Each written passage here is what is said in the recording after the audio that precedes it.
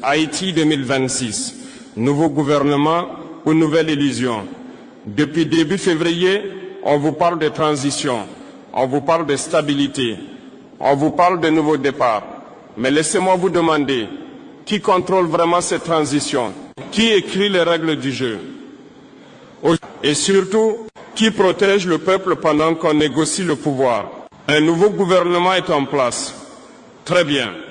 Mais un changement de visage n'est pas toujours un changement de système. Haïti a trop souffert. Pour se contenter d'un simple remplacement, le peuple haïtien n'a pas versé son sang pour assister à une rotation des élites. Haïti n'est pas un laboratoire politique. Depuis des années, votre pays traverse l'instabilité, la violence, la peur, l'humiliation internationale. On vous promet des élections. On vous promet la pleine sécurité. On vous promet la reconstruction. Mais la vraie question est celle-ci. Cette transition appartient-elle au peuple ou aux intérêts? Car une transition contrôlée par des calculs politiques ne libère pas une nation. Elle la retarde. Le danger des transitions mal contrôlées. L'histoire nous enseigne une chose.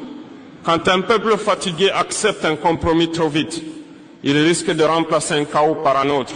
Haïti ne peut plus se permettre une illusion. Ce pays a déjà payé trop cher. Trop de mères ont pleuré. Trop de jeunes ont quitté le territoire.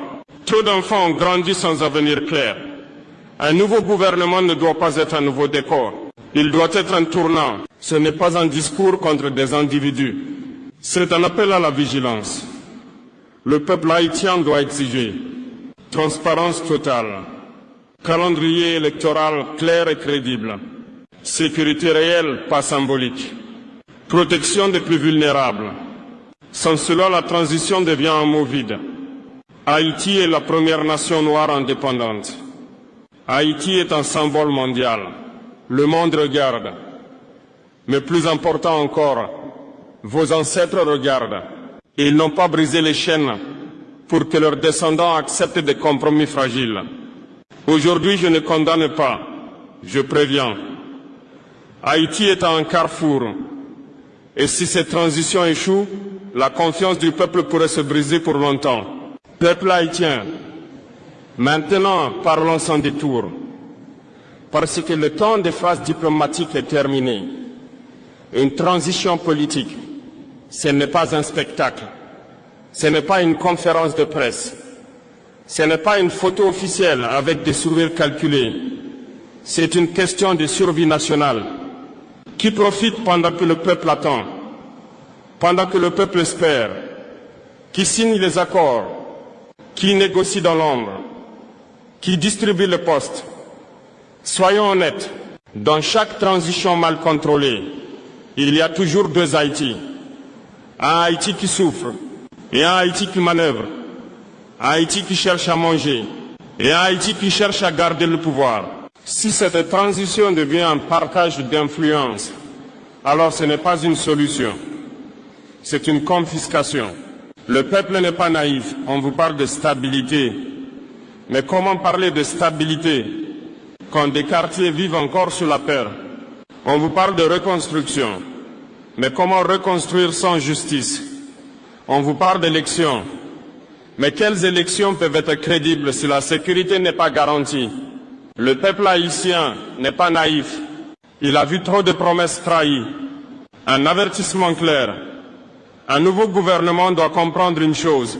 Le peuple n'a plus la patience d'hier. La jeunesse n'a plus la résignation d'hier. La diaspora n'a plus la confiance aveugle d'hier.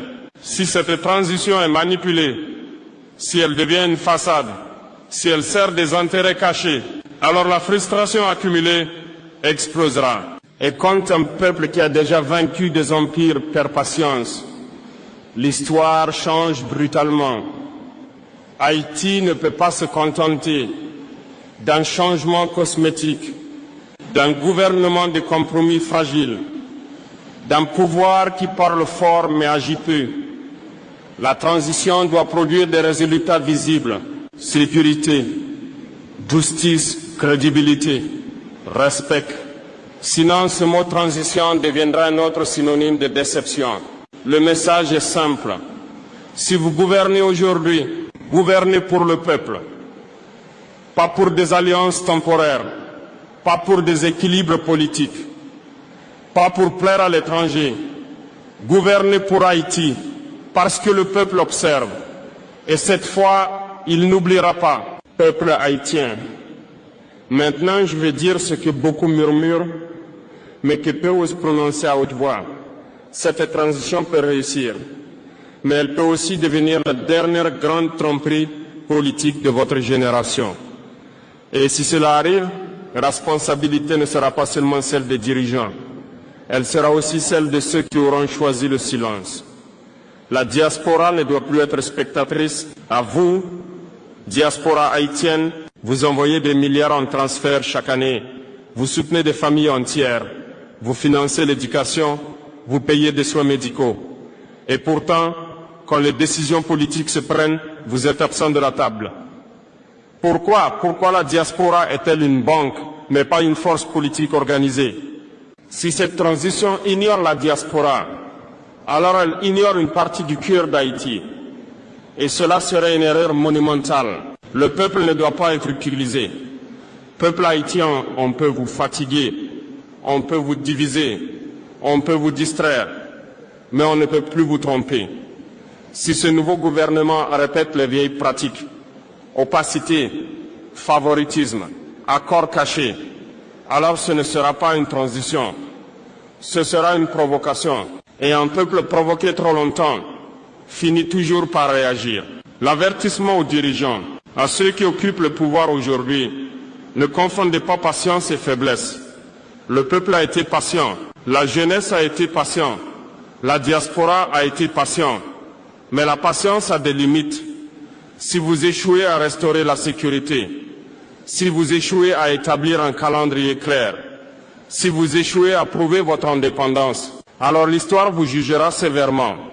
Et le jugement populaire peut être plus dur que n'importe quel tribunal. Haïti n'est pas condamné. On dit que Haïti est maudite. C'est faux. Haïti est bloqué. Et ce blocage est humain, pas mystique. Ce sont des choix, ce sont des décisions, ce sont des intérêts. Et ce qui est créé par l'homme peut être défait par le courage. 2026 n'est pas une année ordinaire. C'est un moment charnière. Soit cette transition devient le début d'une restauration nationale, soit elle devient la confirmation que le système se protège lui-même. Et si le système se protège encore, alors une nouvelle génération se lèvera, plus organisée, plus déterminée, moins patiente. Le message est clair, Haïti mérite mieux que des discours. Haïti mérite des actes. Et si la transition échoue, le peuple n'aura plus confiance dans aucun mot.